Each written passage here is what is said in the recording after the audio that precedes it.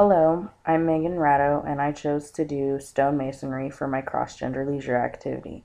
I built a patio out of pavers. Stonemasonry has been around for over 6,000 years. It is considered one of the earliest trades.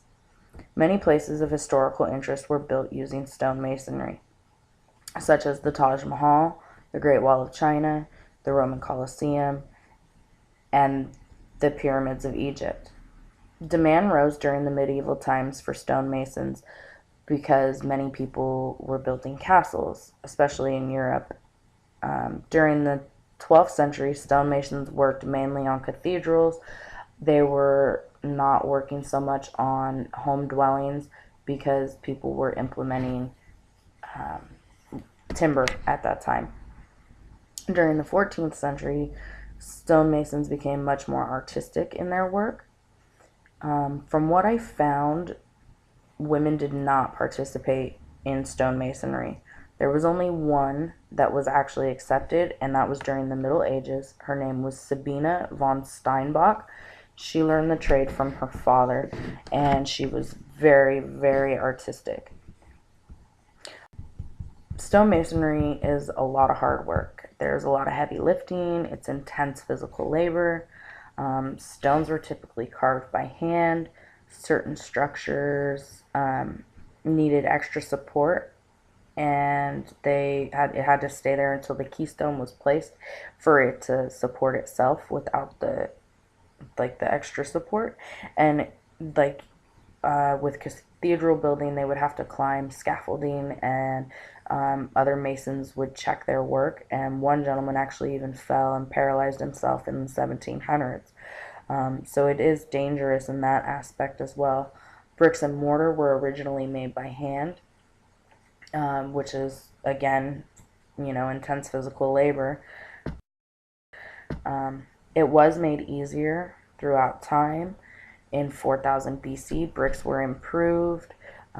They began implementing straw and grass into the bricks themselves, so that way they would resist cracking. And instead of sun baking them, they began to fire them, so that way there was like a chemical reaction and the bricks held better. Power tools really changed everything. It made for much easier stone cutting, leveling the ground, tampering it down, and so forth. Again, women still don't participate much in the skilled labor. About 2 to 2.5% of women, comprise this field. I know that in the 1970s there was a legislative mandate that 6.9% of the work hours be set aside for women on certain job sites. It's not often that number is met. Even though it's there, it's ideal. It's still less than what it should be nowadays, but it's there. Constraints. What would the Victorians think of me? When I did this project, I worked hard. I sweated. I got tan. I got dirty. I definitely did not fit into the ideal view of femininity at that point. Um, Women have always been viewed as weaker. I did notice that, like, my boyfriend would fill his wheelbarrow, and his would be almost twice as full as mine was. So, yes, I wasn't able to lift or carry or do as much as he did, or it took me twice as long to do what it took him to do one time. Um, Family and home life have always been a concern when in regards to women in leisure. That leisure activities would affect the home life and child rearing. In my case, it did affect my home life. My house became a mess. My dishes piled up. Dirt got tracked in my house. I didn't have as much time for my son while I was trying to complete this project. So yeah, it was, it was pretty hard. Time and money are probably the most obvious two constraints for most people when it comes to leisure. Um, Time-wise, this took about 2 weeks, and money-wise, it took about $1,200. So it's not something I'm gonna do every day, that's for sure. Can men take us seriously? The female body is what sparks a man's attention, not the work that was accomplished. Um, I had my boyfriend take pictures of me as I was, in process of doing different steps. And upon uploading my pictures, I noticed that there are several zoomed in shots of, my breasts and my butt. And so it really makes you wonder how seriously we're taken. Another example of that is the Olympic swimmer Amanda Beard, who wasn't taken seriously when it came to doing Sports Illustrated. A 3-page fold out in a bikini. It's not showing her swimming, it's just showing her posed. I mean, it's all about her sex appeal.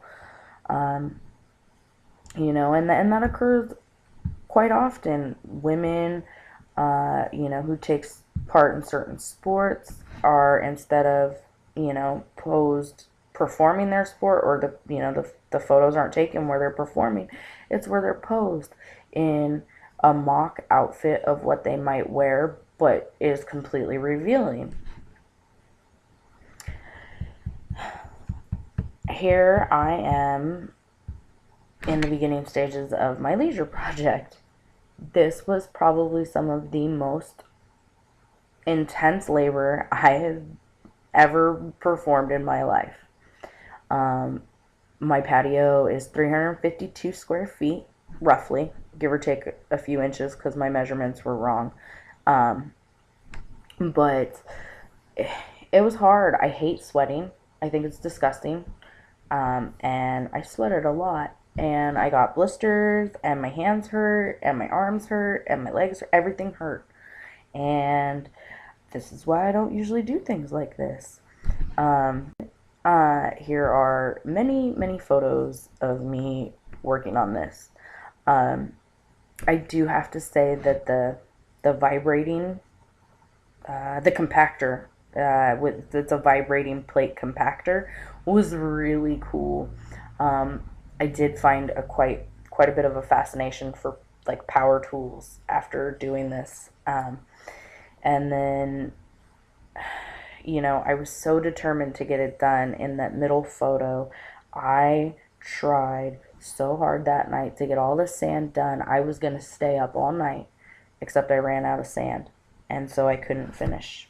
And then my neighbor's cats walked through my project the next day, and I was just so sad. And then my measurements were wrong, and I think I had a little bit of a nervous breakdown doing this. I definitely think that this is cut out for someone with a little bit more muscle than what I have. If you do it on a daily basis. Once in a while, no big deal. But a daily basis, definitely cut out for someone with a little bit more muscle. Would I do it again? Probably, just on a smaller scale.